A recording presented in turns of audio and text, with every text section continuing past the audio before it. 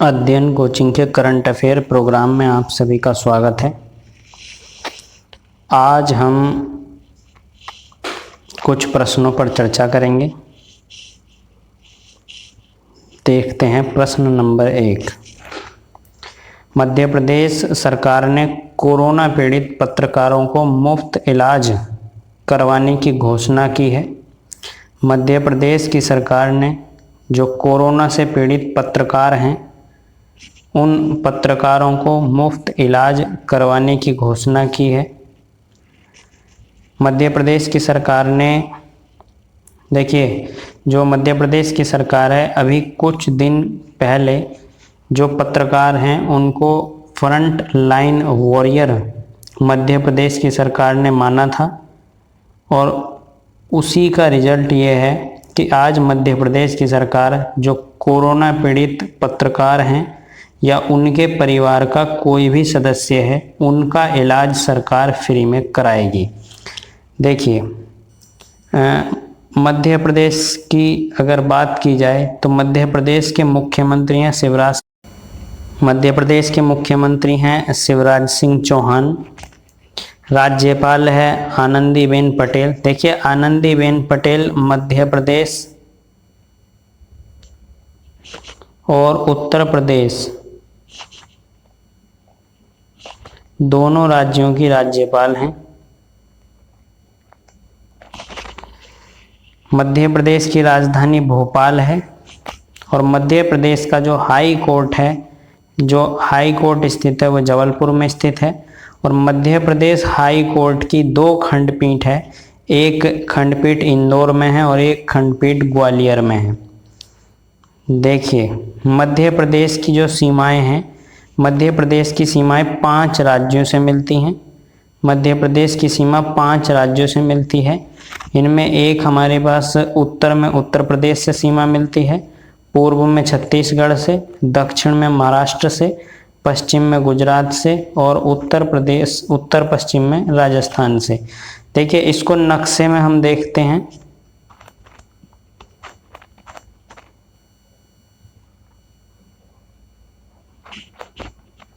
ये है मध्य प्रदेश।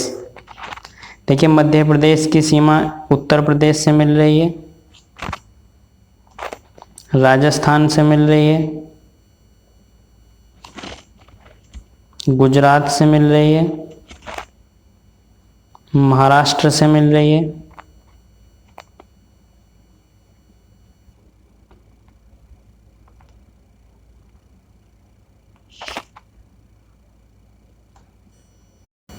और इधर ये पूरा क्षेत्र जो है, इधर पूरा क्षेत्र ये छत्तीसगढ़ है और यहाँ छत्तीसगढ़ से इसकी सीमाएं मिलती हैं। तो मध्य प्रदेश की सीमाएं 5 राज्यों से मिलती है।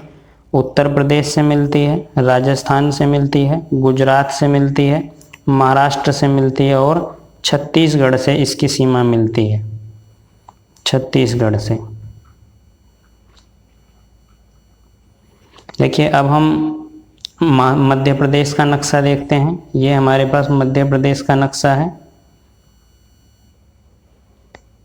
देखिए, मध्य प्रदेश की राजधानी भोपाल है और ये मध्य प्रदेश की राजधानी भोपाल है। मध्य प्रदेश का हाई कोर्ट जबलपुर में है। इसकी 2 खंडपीठ हैं, एक खंडपीठ ग्वालियर में है और एक खंडपीठ इंदौर में है। देखिए, ये 2 इसकी जो है हाई कोर्ट की खंडपीठ है, हाई कोर्ट की खंडपीठ है और ये हाई कोर्ट है और ये इसका राजधानी है, कैपिटल है।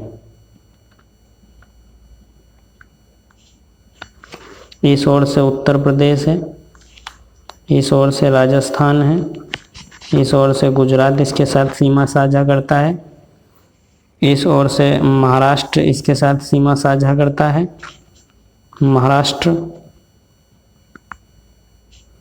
और इस ओर से इसके साथ छत्तीसगढ़ सीमा साझा करता है। तो 5 राज्यों से सीमाएं मिलती हैं मध्य प्रदेश की। नए प्रश्न की ओर बढ़ते हैं। देखिए, नया प्रश्न है, भारतीय मूल की नीरा टंडन भारतीय मूल की नीरा टंडन, भारतीय मूल की नीरा टंडन को व्हाइट हाउस के वरिष्ठ सलाहकार के रूप में नामित किया गया है। देखिए, जो नीरा टंडन है वह भारतीय मूल की अमेरिकी राजनीतिज्ञ हैं। ये अमेरिका के अंदर जो हैं राजनेता हैं, और अमेरिका के जो राष्ट्रपति हैं जो बाइडन, उन्होंने नीरा टंडन को व्हाइट हाउस के वरिष्ठ सलाहकार के रूप में नामित किया है। इससे पूर्व ये बाइडन द्वारा प्रबंधन एवं बजट कार्यालय का नेतृत्व करने के लिए इनको चुना गया था, लेकिन किन्हीं कारणों से इनका विरोध हुआ और विरोध के चलते इन्होंने अपना नामांकन वापस ले लिया था। नीरा टंडन पहले अमेरिका का जो स्वास्थ्य एवं मानव सेवा मंत्रालय था, वहाँ पे स्वास्थ्य सुधारों की वरिष्ठ सलाहकार रह चुकी हैं, और राष्ट्रपति जो बाइडन के द्वारा कैबिनेट के लिए चुनी गई नीरा टंडन को व्हाइट हाउस का वरिष्ठ सलाहकार नियुक्त किया गया है। प्रश्न ये बनता है कि हाल ही में व्हाइट हाउस का वरिष्ठ सलाहकार किसको नियुक्त किया गया है? भारतीय मूल की नीरा टंडन को व्हाइट हाउस का वरिष्ठ सलाहकार नियुक्त किया गया है। देखिए, नया प्रश्न हमारे पास है, दिल्ली सरकार ने कोरोना से बेसहारा हुए बच्चों, दिल्ली सरकार ने कोरोना से बेसहारा हुए बच्चों की पढ़ाई का खर्चा उठाने की घोषणा की है। देखिए, दिल्ली की सरकार, दिल्ली में अरविंद केजरीवाल आम आदमी पार्टी की सरकार है, और मुख्यमंत्री केजरीवाल ने कहा है कि बीते कई दिनों से जो बच्चों के माता पिता की, जिन बच्चों के माता पिता की कोरोना के कारण मौत हो गई है, ऐसे अनाथ बच्चों की परवरिश और पढ़ाई का खर्चा दिल्ली सरकार उठाएगी। मुख्यमंत्री अरविंद केजरीवाल ने कहा कि ऐसे बुजुर्ग लोग जिनके जो बच्चे हैं, उनके बच्चे जो हैं इस कोरोना महामारी में चले गए, अब उनके घर पे कोई कमाने वाला नहीं है, तो उनकी भी देखभाल जो करेगी, उनकी मदद करेगी, वो दिल्ली सरकार करेगी। और दिल्ली सरकार ने इस दौरान ये भी बताया कि दिल्ली के अंदर जो संक्रमण की दर है वो घटते हुए 12% आ गई है, 12% ये दर आ गई है। देखिए, दिल्ली की अगर हम बात करें तो दिल्ली के मुख्यमंत्री वर्तमान में है अरविंद केजरीवाल, आम आदमी पार्टी से ये संबंधता रखते हैं, आम आदमी पार्टी से, आपसे, आम आदमी पार्टी। देखिए, दिल्ली एनसीआर, दिल्ली को एनसीआर का दर्जा दिया गया था 1991 में। 1991 में दिल्ली को एनसीआर का दर्जा दिया गया था, नेशनल कैपिटल रीजन, राष्ट्रीय राजधानी क्षेत्र। और इसके अंतर्गत देखिए, दिल्ली के अंतर्गत दिल्ली यूनियन टेरिटरी है, यूटी है दिल्ली, केंद्र शासित प्रदेश है, लेकिन केंद्र शासित प्रदेश होने के बावजूद भी यहाँ पर 70 सदस्यों की एक विधानसभा है, 70 सदस्यों की विधानसभा बनती है। और इसके अंतर्गत जो यहाँ पे उपराज्यपाल है, उपराज्यपाल वर्तमान में है अनिल बैजल। देखिए, दिल्ली की अगर स्थापना की बात करें तो दिल्ली की स्थापना का जो श्रेय है वह तोमर वंश के जो शासक थे, दिल्ली की जो स्थापना का श्रेय है वो तोमर वंश के एक शासक को दिया जाता है जिसका नाम है अनंगपाल। अनंगपाल को दिल्ली की स्थापना का श्रेय दिया जाता है। नए प्रश्न की ओर बढ़ते हैं। देखिए, नया प्रश्न है, डीआरडीओ द्वारा विकसित कोविड-19 रोधी दवा 2DG जारी की गई है। देखिए, डीआरडीओ ने एक दवाई विकसित करी है जिसका नाम है 2DG, ये एक दवाई है।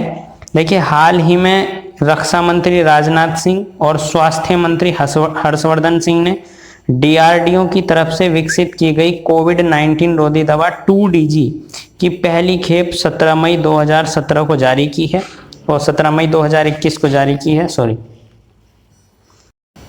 कोविड-19 के मध्यम लक्षण, देखिए जिन रोगियों के अंदर मध्यम लक्षण हैं और गंभीर लक्षण हैं, उन मरीजों को 2-डिऑक्सी डी ग्लूकोज, देखिए ये जो 2DG दवा है इसका जो पूरा नाम है वह है 2-डिऑक्सी डी ग्लूकोज 2DG। तो 2DG दवा को जो मध्यम लक्षण वाले और गंभीर लक्षण वाले रोगी हैं उनको इमरजेंसी इस्तेमाल के लिए जो भारत का औषधि महानियंत्रक DGCI है, DGCI की ओर से मंजूरी मिल चुकी है। और इस अवसर पर जो माननीय रक्षा मंत्री राजनाथ सिंह हैं और डॉक्टर हर्षवर्धन सिंह स्वास्थ्य मंत्री, उन्होंने इसको ये कहा है कि यह जो दवाई है, यह दवाई जो है कोविड-19 मरीजों के उपचार के लिए एक उम्मीद की किरण लेके आई है। रक्षा मंत्री ने यह भी कहा है कि यह समय थकने और आराम करने का नहीं है, क्योंकि इस महामारी का जो स्वरूप है उसको लेकर कुछ निश्चित जानकारी नहीं है। इस दवा को ऐसे समय में मंजूरी मिली है जब भारत में कोविड-19 की दूसरी लहर लगातार फैल रही है और देश का जो स्वास्थ्य ढांचा है उस पर जो बहुत गहरा असर इस चीज का पड़ रहा है। ये देखिए, डॉक्टर हर्षवर्धन सिंह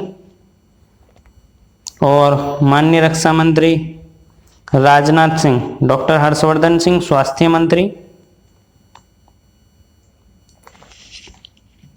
डॉक्टर हर्षवर्धन सिंह स्वास्थ्य मंत्री और राजनाथ सिंह रक्षा मंत्री DRDO के द्वारा विकसित DG दवाई को जारी करते हुए, ये DRDO का जो मुख्यालय है, DRDO का मुख्यालय है नई दिल्ली में। इसकी स्थापना हुई थी 1958 में और यह जो DRDO है यह रक्षा मंत्रालय के अधीन काम करता है। DRDO किसके अंतर्गत आने वाली संस्था है? तो DRDO रक्षा मंत्रालय डिफेंस मिनिस्ट्री के अधीन आती है। इसके अंदर 30,000 कर्मचारी कार्य कर रहे हैं, जिनमें से 5,000 वैज्ञानिक इसके अंदर कार्य कर रहे हैं। देखिए, प्रश्न ये बनता है कि जो हाल ही में DRDO के द्वारा लॉन्च की गई कोरोना की दवाई है उसका नाम क्या है, पहला प्रश्न है। और दूसरा प्रश्न ये बनता है कि यह दवाई जो कोविड पेशेंट हैं किस वर्ग के? तो देखिए, यहाँ कोविड पेशेंट के 2 वर्ग, एक तो अति गंभीर यानी कि जो डेंजरस हैं और एक मध्यम जो रोगी हैं उनको ये दी जाएगी दवाई।